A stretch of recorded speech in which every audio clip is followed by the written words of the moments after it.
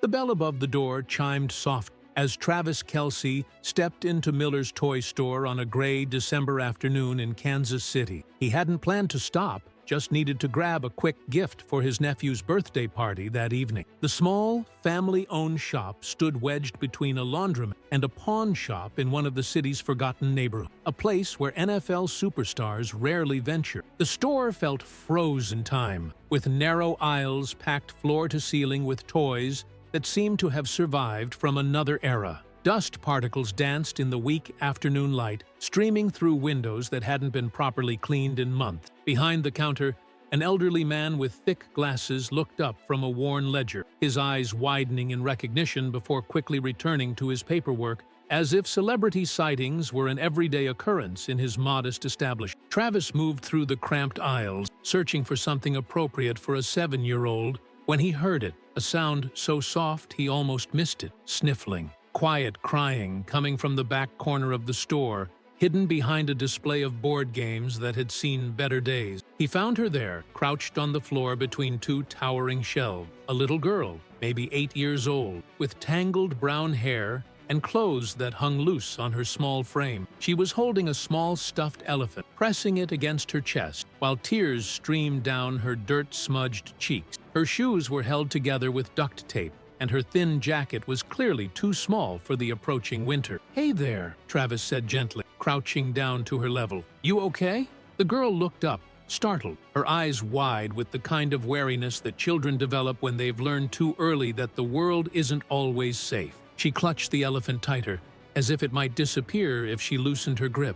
"I'm sorry," she whispered, scrambling to stand. "I wasn't taking anything. I was just looking." "What's your name?" Travis asked, his voice soft and non-threatening. "Lily," she said, wiping her nose with the back of her hand. "Lily Chen. That's a beautiful name. I'm Travis." "What's going on, Lily? Why are you upset?" Lily glanced toward the front of the store, then back at Travis, clearly debating whether she could trust this large stranger who was speaking to her with such kindness. "Today's my birthday," she said finally, her voice barely audible. "I'm 8, but nobody knows, so nobody remembered. Mrs. Patterson said maybe next year we'll have money for presents, but..." She looked down at the elephant in her hand. "I just wanted to hold something that was mine, you know? Even if it's just for a minute." Travis felt his heart constrict. "Who's Mrs. Patterson?" "She runs the home where I live, St. Mary's Children's Home. She's really nice, but there are so many of them. And the home doesn't have much money. She does her best." "But..."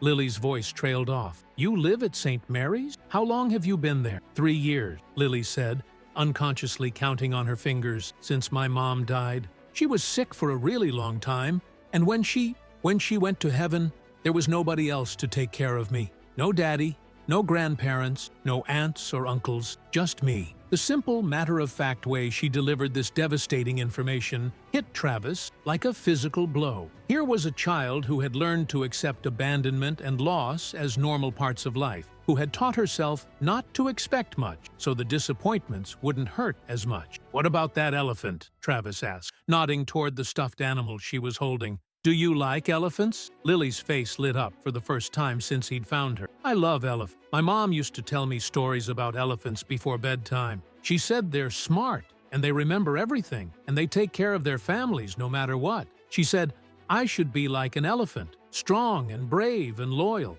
Your mom sounds like she was pretty wise." "Oh, she was the best mom in the whole world," Lily said with absolute conviction. "She worked 3 jobs to pay for her medicine, but she always made time to read to me and help me with homework. Even when she was really sick, she would still tuck me in every night and tell me elephant stories." Travis looked at the price tag on the elephant. $12.99. $12.99 stood between this child and one small piece of happiness on her 8th birthday. A birthday nobody had remembered, nobody had celebrated. "Lily," Travis said, standing up and extending his hand to her, "would you like to come with me to the front of the store?" She looked uncertain. "I don't have any money. I was just looking, I promise." "I know, but today's your birthday, and everybody deserves something special on their birthday. Especially somebody who's as brave as an elephant." Lily's eyes widened as Travis led her to the counter, where the elderly store owner was still bent over his ledger. The man looked up as they approached, his expression shifting from mild curiosity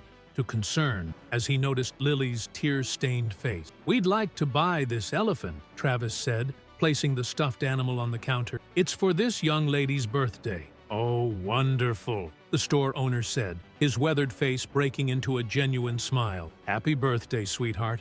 How old are you today?" "8, Lily whispered, still seeming unable to believe that this was actually happening. As the man rang up the purchase, Travis noticed something that made his stomach drop. Taped to the counter was a small, handwritten sign. "Help keep Miller's Toy Store open. Donations welcome." Beside it was a glass jar with a few crumpled dollar bills and loose change. "Excuse me," Travis said to the store owner. "Is the store having financial difficulties?" The old man's smile faded slightly. "Well, I probably shouldn't burden customers with our problems, but..." He glanced around at his mostly empty store. "Business hasn't been good for a while now. The big chain stores and online shopping, you know. We're just trying to make it through the holidays. My wife and I have run this place for 43 years, but if things don't turn around soon..." Travis was processing this information when Lily tugged on his jacket sleeve. "Mr. Travis," she said quietly, "can I ask you something?" "Of course. Do you think maybe you could visit St. Mary's sometime? Not to adopt anybody or anything," she added quickly, as if she'd learned not to get her hopes up about such thing, "but just to visit?" "Mrs. Patterson says visitors make the younger kids really happy, and some of them have never had anybody come see them. Ever." The request was so innocent, so hopeful, that Travis felt his throat tighten. "How many kids live at St. Mary's, Lily?" 23 right now. But sometimes more. The police bring in new kids who don't have anywhere else to go. The little ones get scared at night sometime, and they cry for their moms and dads who aren't coming back." Travis handed the store owner a $100 bill for the $12 elephant, waving off the offered change. "Keep it for the donation jar," he said. As they walked toward the door, Lily clutching her new elephant with both hands, she looked up at Travis with an expression of pure gratitude. "This is the best birthday present I ever got," she said. "Thank you for making my birthday special, Mr. Travis." But as they stepped outside into the cold December air, Travis was already pulling out his phone, his mind racing. What Lily didn't know was that her simple request for a visit had just triggered a decision that would not only empty Miller's toy store, but would also reveal a crisis at St. Mary's Children's Home that was far worse than anyone could have imagined. "Lily," Travis said, crouching down to her level one more time, "what's the address of St. Mary's? I think I'd like to take you up on that invitation to visit." As she gave him the address, Travis was already planning something that would change not just Lily's life, but the lives of 22 other forgotten children who were about to discover that sometime, when you least expect it, someone shows up who actually cares enough to stay. What Travis would find at St. Mary's Children's Home would shock him to his core and launch a mission that would capture the attention of the entire world. But first, he had a little girl's birthday to properly celebrate, and 22 other children to meet, who had been waiting their whole lives for someone to notice they existed. St. Mary's Children's Home sat at the end of a cracked asphalt road that seemed to lead nowhere. A 2-story brick building that had once been painted white but now showed more gray than anything else. As Travis pulled his SUV into the gravel parking lot the next morning, he counted 7 broken windows covered with cardboard and duct, a front porch with sagging steps, and a playground that looked like it had been abandoned for years. Lily had been waiting by the front window since dawn, her new elephant clutched in her arm. She'd barely slept, too excited by the possibility that the kind man from the toy store might actually show up. In her 8 years of life, she'd learned that adults made promises they didn't keep more often than they kept ones they made. But something about Travis had felt different. "He's here! He's here!" Lily called out, pressing her face against the glass as the black SUV came to a stop. Mrs. Eleanor Patterson, a 62-year-old woman who had dedicated the last 15 years of her life to running St. Mary's, appeared in the doorway of the main room, smoothing her worn cardigan and trying to manage her expectation. When Lily had returned yesterday afternoon clutching a brand-new stuffed elephant and talking about a nice man who promised to visit, Eleanor had nodded and smiled while silently preparing to comfort the child when the visitor inevitably failed to appear. "Lily, sweetheart," Eleanor said gently, Sometimes adults say things they mean in the moment, but then life gets busy and she stopped mid-sentence as she looked out the window and saw a tall, athletic man walking up the broken front steps. A man who looked remarkably familiar. "Oh my goodness," Eleanor whispered, recognizing Travis Kelce from the countless Chiefs games she'd watched on their old television. "Lily, do you know who that is?" "That's Mr. Travis," Lily exclaimed, already running toward the front door. "He bought me Ellie for my birthday." Eleanor opened the door just as Travis reached the top step, and she was immediately struck by how genuinely nervous he seemed. This wasn't a celebrity making a scripted charity appearance. This was a man who looked like he was stepping into something that mattered deeply. "Mrs. Patterson," Travis said, extending his hand, "I'm Travis Kelce. Lily invited me to visit, and I hope it's okay that I took her up on the offer." "Of course it's okay," Eleanor said, still slightly stunned. "Please, come in. The children are just finishing breakfast." As Travis stepped into the main room of St. Mary's, he was immediately surrounded by curious faces. Children ranging in age from 4 to 16, all staring at this large stranger who had entered their world. The room itself was clean but sparse, with furniture that had clearly been donated from various sources over the years, creating a mismatched collection of chairs, tables, and couches that somehow worked together to create a space that felt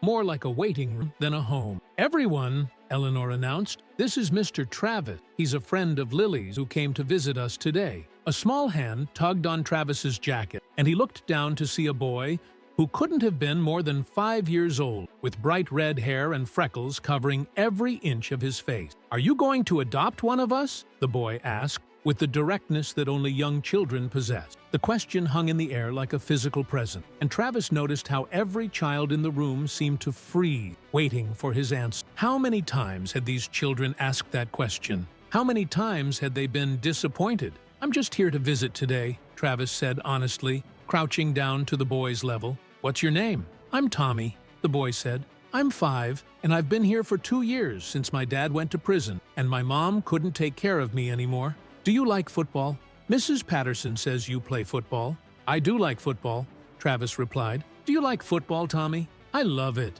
I watch the Chiefs every Sunday on our TV when it's working. Number 87 is my favorite player because he catches the ball really good, and he's really big, like I want to be when I grow up." Travis felt his heart skip a beat as he realized Tommy had no idea he was talking to his favorite player. Looking around the room, he could see that most of the children seemed equally unaware of who he was. They were simply excited to have a visitor, any visitor who was paying attention to them. "Tommy," Travis said carefully, "what number did you say was your favorite?" 87, Tommy replied enthusiastically. "He's the best tight end in the whole NFL." Travis couldn't help but smile as he stood up and turned to Mrs. Patterson. "Could I speak with you privately for a moment?" Eleanor led him down a narrow hallway, lined with faded photographs of children who had presumably moved on to adoptive families over the years. The hallway ended at her small office, which was barely large enough for a desk, 2 chairs, and filing cabinets that overflowed with paper. "Mrs. Patterson," Travis began, "I need to ask you some questions, and I hope you'll be honest with me about what's really going on here." Eleanor studied his face,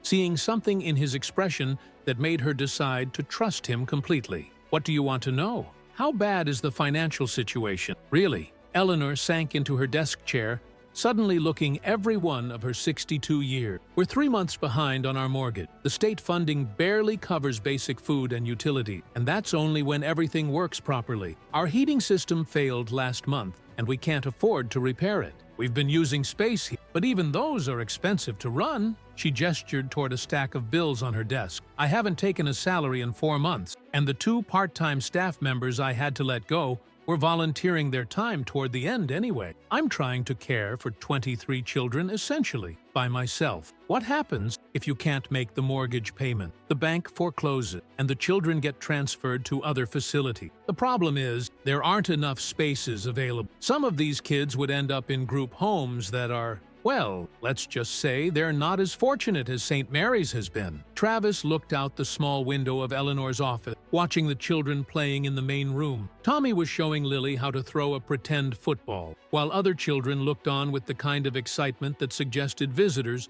were rare enough to be special events. How much would it take to get current on the mortgage and make the necessary repairs? Eleanor pulled out a folder from her desk drawer. I've been working on this number for weeks, trying to figure out if there's any way to make it work. To get current on the mortgage, fix the heating system, repair the roof that leaks in 3 places, replace the broken windows, and have enough operating capital to function properly for the next year. We'd need about $200,000. The number hung between them like a challenge. Eleanor had said it matter-of-factly, but Travis could see the defeat in her eyes. $200,000 might as well have been $2 million for an organization that was already 3 months behind on basic bills. Mrs. Patterson, what if I told you that money wasn't a problem? Eleanor looked at him carefully. Mr. Kelce, I appreciate whatever you're thinking, but these children have had enough disappointment in their lives. I can't let them get their hopes up for something that might not. What if I could solve the financial problems today? Travis interrupted. What would be the next biggest challenge? Eleanor stared at him for a long moment, clearly trying to determine if he was serious. The next biggest challenge would be staffing. I need at least 3 full-time care workers to properly serve 23 children. And honestly, some of these kids need specialized help, therapy, tutoring, medical care, that I'm not qualified to provide. Travis nodded, pulling out his phone. I need to make a few calls. Is there somewhere private I can do that?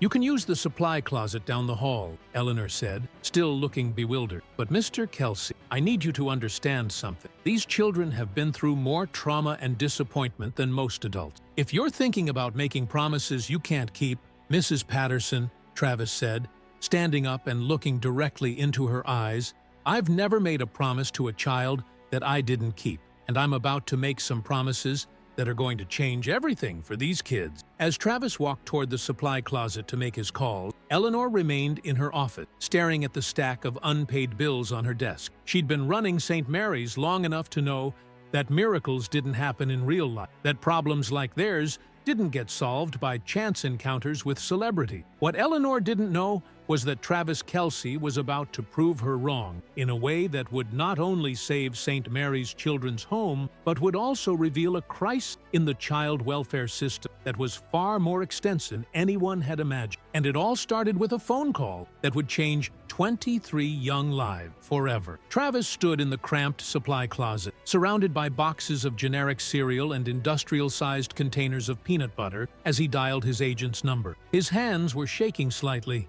not from nerves, but from the adrenaline rush that came with making a decision that would change everything. David, it's Travis. I need you to clear my schedule for the rest of the week. Travis, you have 3 sponsorship meetings scheduled, and the podcast recording. Cancel everything, Travis said firmly. And I need you to get our lawyers on the phone immediately. I'm about to do something that's going to require some serious legal coordination. While Travis made his calls, Eleanor Patterson sat in her office trying to process what was happening. Through her thin wall, she could hear the children in the main room, their excited chatter mixed with Tommy's attempts to teach the older kids the proper way to throw a spiral. A soft knock on her door interrupted her thought. Lily stood in the doorway, her elephant tucked under one arm. Mrs. Patterson, is Mr. Travis going to help us? Eleanor's heart ached, the hope in the child's voice. I don't know, sweetheart. He's making some phone calls right now. I think he will, Lily said with the confidence that only 8-year-olds could possess. He's different from the other people who visited and just looked sad and left. He asked Tommy what his favorite number was, and he looked at Marcus's picture on the wall for a really long time. Eleanor frowned. Which picture? The one of Marcus when he first came here. You know, before he got adopted by the nice family in California. Mr. Travis stared at it like he knew Marcus or something. See, that was odd. Marcus had been adopted 2 years ago, long before Travis would have had any connection to St. Mary's. Eleanor made a mental note to ask about it later. 20 minutes later, Travis emerged from the supply closet, his phone still in his hand. The expression on his face was one of determination mixed with something Eleanor couldn't quite identify. Excitement? Fear? Both? Mrs. Patterson, could you gather all the children in the main room? I have something I need to tell everyone. Eleanor felt her protective instincts kick in. Mr. Kelce, please remember what I said about these children and disappointment. Trust me, Travis said simply. 5 minutes later, 23 children sat in a semicircle on the worn carpet of the main room, their faces turned up toward Travis, with expressions ranging from curiosity to cautious hope. Eleanor positioned herself where she could quickly intervene if needed. "First," Travis began, "I need to tell you all something important. My full name is Travis Kelce, and I play football for the Kansas City Chiefs. I'm the guy who wears number 87. Tommy's mouth fell open in complete shock. You're my favorite player. You're the Travis Kelce." "I am," Travis smiled. "And Tommy, you're now my favorite fan." The room erupted in excited whispers and questions, but Travis gently raised his hand for quiet. "Here's the thing," he continued. "Yesterday, I met Lily at a toy store, and she invited me to visit all of you. When I got here today, I learned that St. Mary's is having some serious problem. Mrs. Patterson told me that this place might have to close if some things don't get fixed soon." The children's excitement immediately shifted to worry. Several of the younger ones looked like they might cry. "But," Travis said, his voice growing stronger, "I made some phone calls just now, and I have some news. As of today, St. Mary's Children's Home is never going to have to worry about money again." Eleanor felt her knees go weak. "What do you mean?" Travis pulled out his phone and showed her a screen displaying a wire transfer confirmation. "I just transferred $500,000 to St. Mary's operating account. That's enough to pay off the mortgage completely, make all the necessary repairs, hire proper staff, and operate without financial stress for the next several years." The silence in the room was absolute. Eleanor stared at the phone screen, reading the numbers over and over again as if they might change. $500,000. More money than St. Mary's had seen in its entire 15-year existence. "But there's more," Travis continued, and Eleanor wondered what more there could possibly be. "I've also contacted the best child psychologists, tutors, and social workers in Kansas City. Starting next week, each of you is going to have access to whatever specialized help you need. Therapy, educational support, medical care, anything that will help you heal and grow and become the amazing people I can already see you're meant to be." Lily stood up slowly, clutching her elephant. "Mr. Travis, why are you doing this for us?" It was the question everyone was thinking, and Travis took a moment before answering. "Because every child deserves to feel safe and loved and hopeful about their future. Because nobody should have to wonder if they matter to anyone. And because," he paused, looking around at all their faces, "because I used to be where you are." Eleanor's eyes widened. "You were in foster care?" "Not exactly," Travis said. "But when I was 12, my parents went through a really messy divorce. For about 6 months, I lived with my grandmother while they figured things out. I remember feeling like my whole world had collapsed, like I didn't belong anywhere. My grandmother told me something during that time that I've never forgotten." He crouched down so he was at eye level with the children. She said, "Travis, sometimes life breaks things that seem impossible to fix. But if you're very lucky, someone will come along who has the tools to help you rebuild something even better than what was broken. You all have been through things that should never happen to children. But now, we're going to rebuild together." Tommy raised his hand tentatively. "Does this mean we get to stay together? All of us?" "Not only do you get to stay together," Travis said, "but St. Mary's is going to become the best children's home in the state. We're going to have the best food, the best educational programs, the best everything. And more importantly, we're going to make sure that when you're ready to leave here, whether through adoption or aging out, you'll be prepared for whatever comes next." As the children began to realize that their lives had just fundamentally changed, the room filled with cautious excitement. But it was 16-year-old Sarah, the oldest resident of St. Mary's, who asked the question that would lead to the most shocking revelation yet. "Mr. Kelce," she said quietly, "this is amazing, and we're all grateful. But can I ask you something? You said you used to be where we are, but you weren't in foster care. So how do you really know what it's like?" Travis looked at Sarah for a long moment, seeing the wisdom in her eyes that came from having experienced too much too young. She deserved an honest answer. "Because," Travis said slowly, "my older brother Marcus lived here for 2 years before he was adopted, and what I learned about his experience here changed how I see everything." The room went dead silent. Eleanor felt the blood drain from her face as she realized what Travis was saying. "Marcus Kelce was your brother?" she whispered. "Marcus Thompson Kelce now," Travis nodded. He was adopted by the Thompson family when he was 14, but he never forgot that, or the kids he lived with here. He's actually the one who's been making anonymous donations to St. Mary's for the past 3 years. Eleanor sank into a chair, pieces of a puzzle suddenly clicking into place. The anonymous donations that had kept them afloat during their worst month. The mysterious benefactor who had always seemed to know exactly when they needed help most. Marcus would have been here around 2018, 2020? She asked. Yes, and he told me stories about a little girl named Lily who always carried a stuffed animal, a boy named Tommy who loved football, and a teenager named Sarah who looked out for all the younger kids like a protective older sister. Lily gasped. Marcus remembered her. He talks about you all the time, Travis said. He's actually flying in tomorrow. He wanted to be here to see your faces when you learned that your home is safe forever. But as the children celebrated this incredible news, Travis's phone rang. The caller ID made his expression change from joy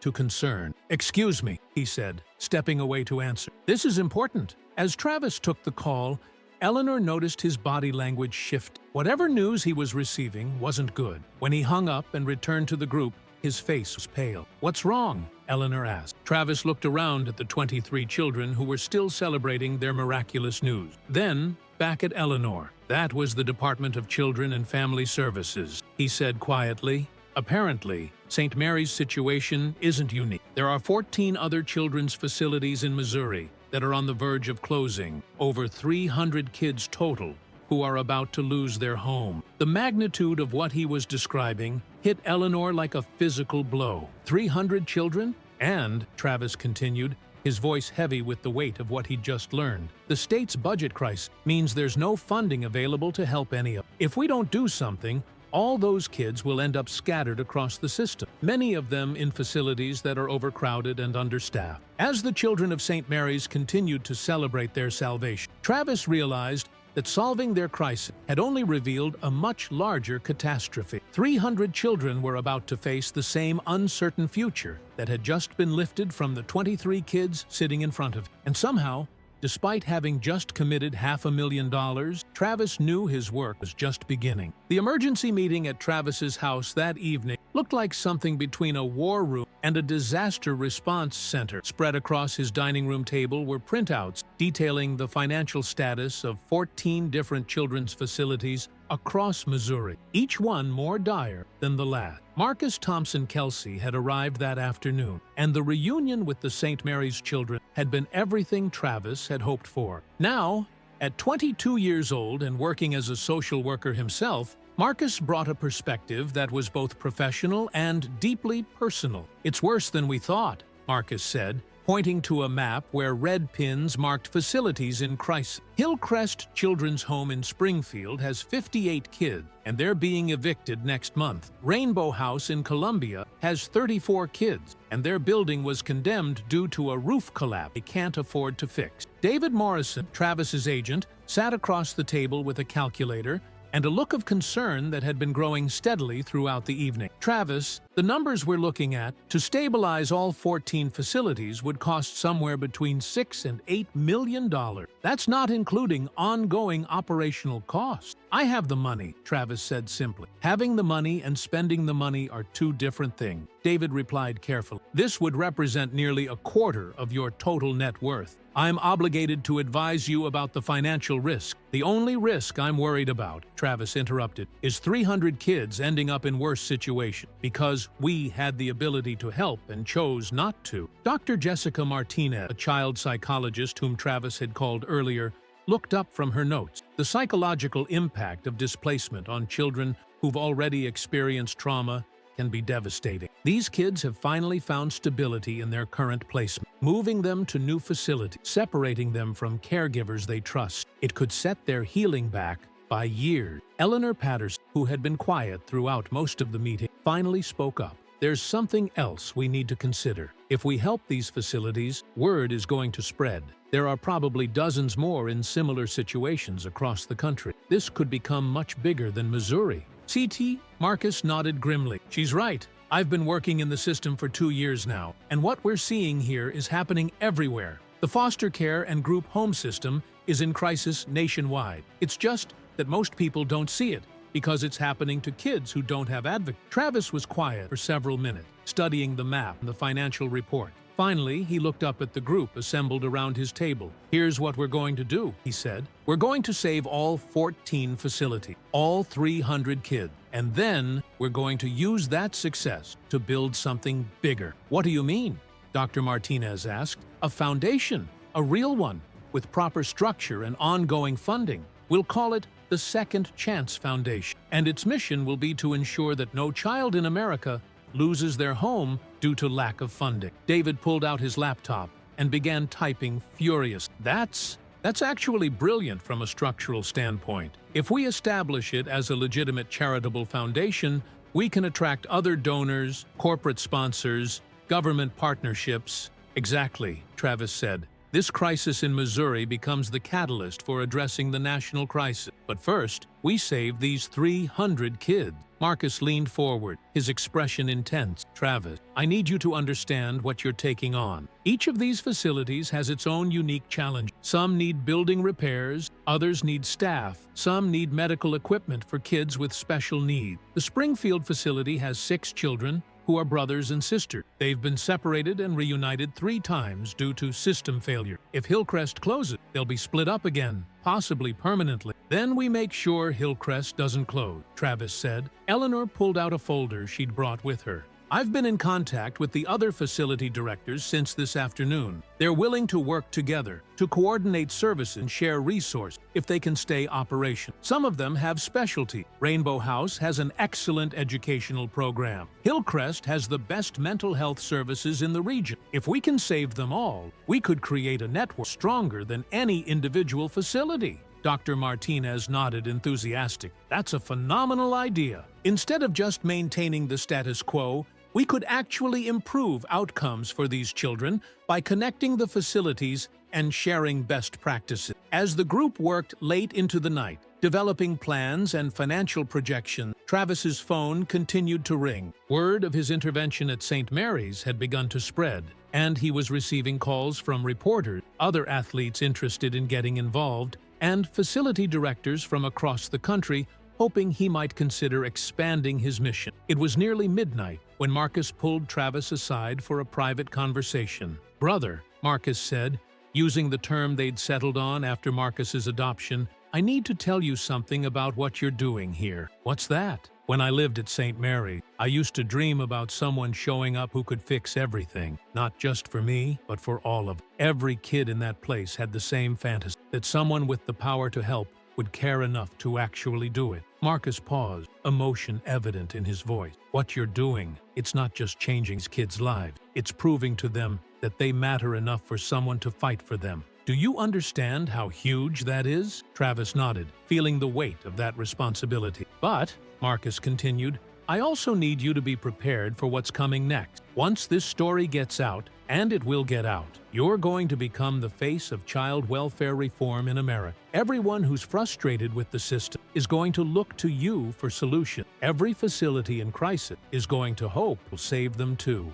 Are you saying I shouldn't do it?" "No," Marcus said firmly. "I'm saying you should do it all the way. Don't just save these facilities and walk away. Build something that outlasts, something that ensures no other kids have to wait for a miracle like you're providing." The next morning, Travis stood in front of Miller's toy store, the same place where he'd met Lily just 3 days earlier. This time, however, he wasn't alone. Behind him stood 3 cargo trucks, and beside him stood representatives from all 14 children's facilities that were about to be saved. "Ladies and gentlemen," Travis announced to the crowd of reporters and curious onlookers who had gathered, 3 days ago I came to this toy store to buy a simple gift. Instead, I met a little girl named Lily who opened my eyes to a crisis that's been hiding in plain sight." He gestured toward the store owner, who stood in his doorway, tears in his eyes. "Mr. Miller's store was struggling, just like the children's facilities we're here to help today. So, we're going to help both." Travis turned back to the crowd. "Today, we're not just buying toys, we're buying hope.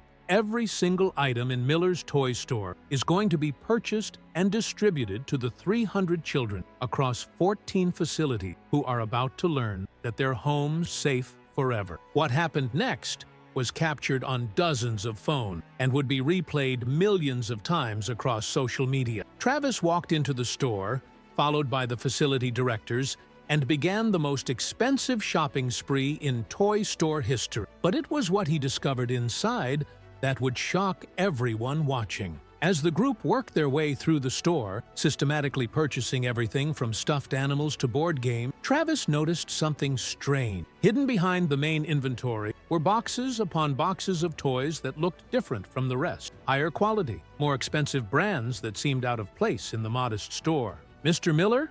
Travis called out. "What are these boxes back here?" The elderly store owner approached hesitantly, his expression shifting to something between embarrassment and sadness. Those are returns." "Returns?" "Not exactly return," Mr. Miller clarified, wringing his hand. "Those are toys that were purchased by parents for their children who didn't make it." The revelation hit the room like a physical force. Travis stared at the box, understanding flooding over him. "You mean hospital families?" Mr. Miller said quietly. "Over the past 5 years, I've had 47 families buy toys for children who were fighting serious illness. When those children passed away, the families brought the toys back. They couldn't bear to keep them, but they also couldn't bear to throw them away. They asked me to give them to children who needed them." Eleanor Patterson stepped forward, her voice barely a whisper. 47 children? 47 families who trusted me with their final gifts to their baby. Mr. Miller nodded. "I've been keeping them safe, waiting for the right moment, the right children. But business has been so slow, and I wasn't sure I'd be able to keep the store open long enough to fulfill that promise." Travis felt his throat tighten as he looked at the box. Each one represented a parent's love, a final act of generosity in the midst of unimaginable grief. "Mr. Miller," Travis said carefully, "would those families want these toys to go to the children we're helping today?" The store owner's eyes filled with tears. "I think they would be honored. These toys were meant to bring joy to children.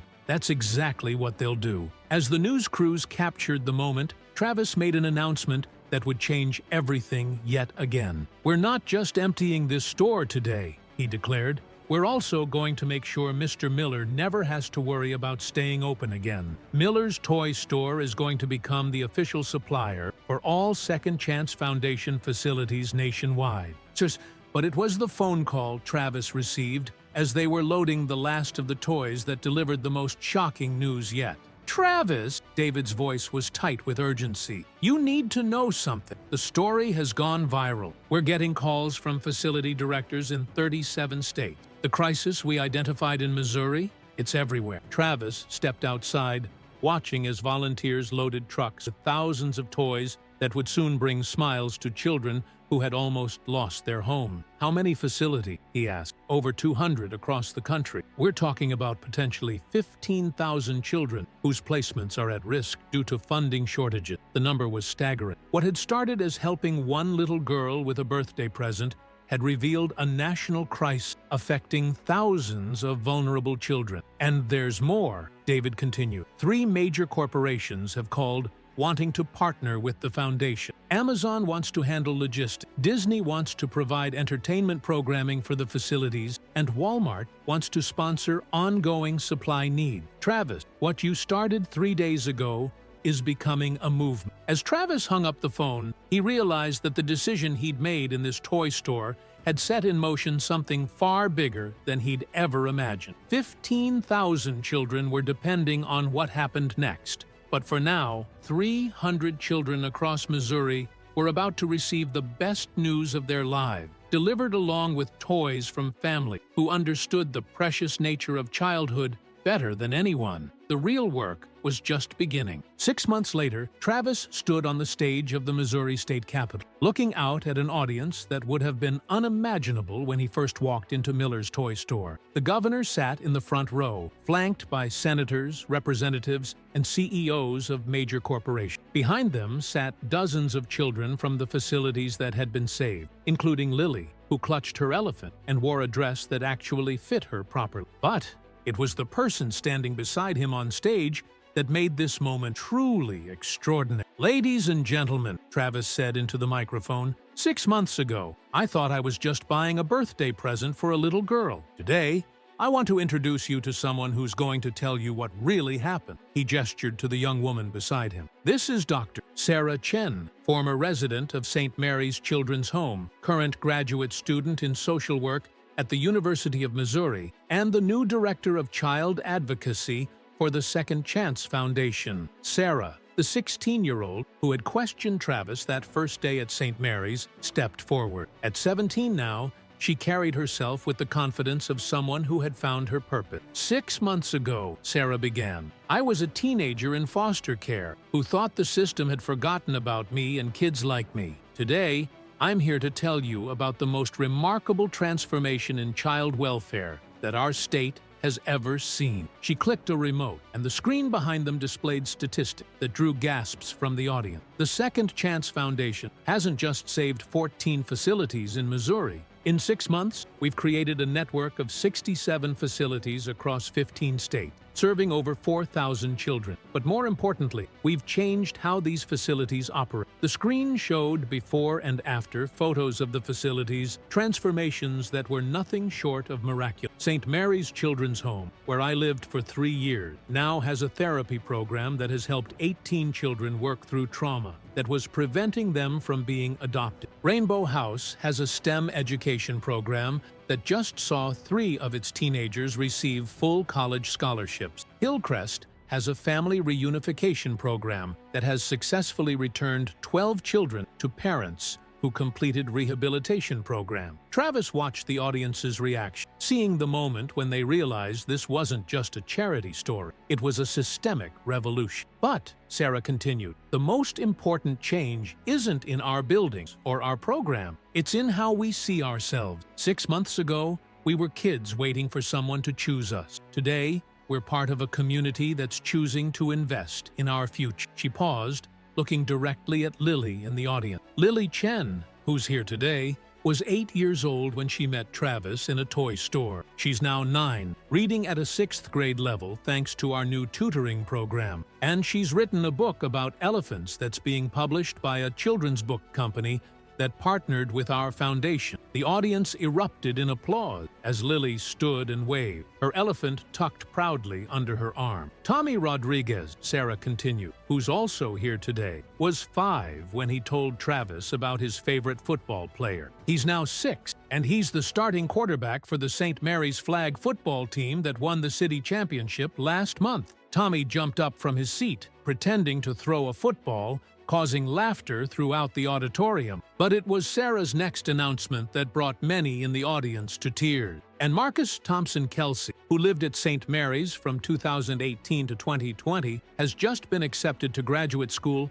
to become a licensed clinical social worker specializing in trauma recovery for children in care. Marcus, sitting in the second row, stood and waved as the audience gave him a standing ovation. Sarah's voice grew more serious as she approached her conclusion. But we're not here today just to celebrate our successes. We're here because the work isn't finished. There are still thousands of children across America who are in the same situation we were in 6 months ago. The difference is, now we know what's possible when someone decides to act. She turned to Travis. Travis Kelce didn't just write checks to solve our problems. He created a model that proves these problems can be solved. The Second Chance Foundation now has partnerships with major corporations, government agencies, and other foundations that have committed over $50 million to expanding this work nationwide. The governor stood up, moving toward the podium. Which brings us to the real reason we're here today. The state of Missouri is proud to announce the passage of the Children's Stability Act,